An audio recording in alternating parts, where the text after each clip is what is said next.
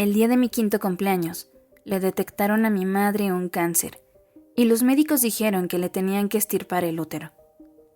Fue un día muy triste.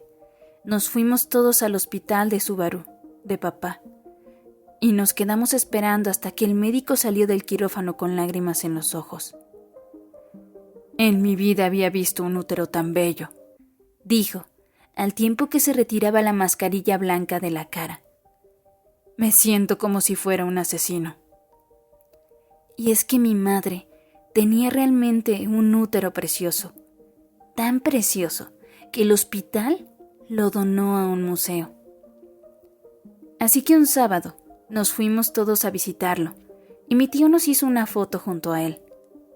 Para entonces, mi padre ya no estaba en el país. Se había divorciado de mi madre el día después de la operación. Una mujer sin útero no es una mujer, y un hombre que se queda con una mujer que no es una mujer deja de ser un hombre. Nos dijo a mi hermano y a mí un segundo antes de coger un avión a Alaska. Cuando sean mayores lo entenderán. La sala en la que estaba expuesto el útero de mamá se encontraba completamente a obscuras. La única fuente de luz provenía del propio útero, que desprendía una claridad difusa, como el interior de un avión, en un vuelo nocturno. En las fotos no parecía gran cosa, a causa del flash, pero cuando lo vi al natural, comprendí perfectamente por qué había llorado el médico. «Ustedes han salido de ahí», dijo mi tío señalándolo. «Como unos príncipes vivían dentro, créanme. ¡Qué madre tienen! ¡Qué madre!». Al final, mi madre murió. Y es que al final todas las madres mueren. Y mi padre se convirtió en un famoso estudioso del Polo Norte y un gran cazador de ballenas. Las chicas con las que yo salía siempre se ofendían cuando les examinaba la matriz, porque les parecía que estaban en la consulta al ginecólogo, que no es precisamente de lo más romántico. Pero una de ellas, una que estaba muy bien formada, accedió a casarse conmigo. Yo les pegaba mucho a nuestros hijos, desde bebés, porque su llanto me ponía de nervios. Y la verdad es que ellos aprendían la lección y dejaban de llorar para siempre a partir de los 9 meses, e incluso antes. Al principio los llevaba el día de su cumpleaños al museo para enseñarles el útero de su abuela. Pero como no parecía impresionarles demasiado y mi mujer se ponía frenética, poco a poco me fui inclinando por llevarlos a ver películas dobladas. Cierto día, la grúa se llevó mi coche y, como el depósito de la policía municipal estaba al lado del museo, decidí entrar. El útero no estaba en su lugar habitual, sino que lo habían trasladado a una sala secundaria llena de cuadros antiguos, y al observarlo de cerca vi que estaba totalmente recubierto de puntitos verdes. Le pregunté al vigilante por qué nadie lo limpiaba, pero él se limitó a encogerse de hombros. Le supliqué al conservador del museo que me permitiera limpiarlo a mí, si no tenía personal suficiente para hacerlo. Pero él, malévolamente, se negó a ello y me recordó que yo no podía tocar ningún objeto porque no trabajaba allí. Mi mujer dijo que el museo tenía toda la razón y que además le parecía demencial tener expuesto un útero en una institución pública y encima en un lugar por el que pasaban niños. Yo, por el contrario, no podía pensar en otra cosa.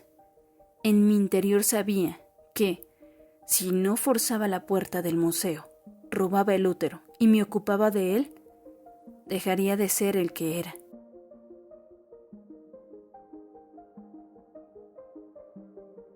Como mi padre, aquella noche en la escalerilla del avión, supe exactamente lo que tenía que hacer.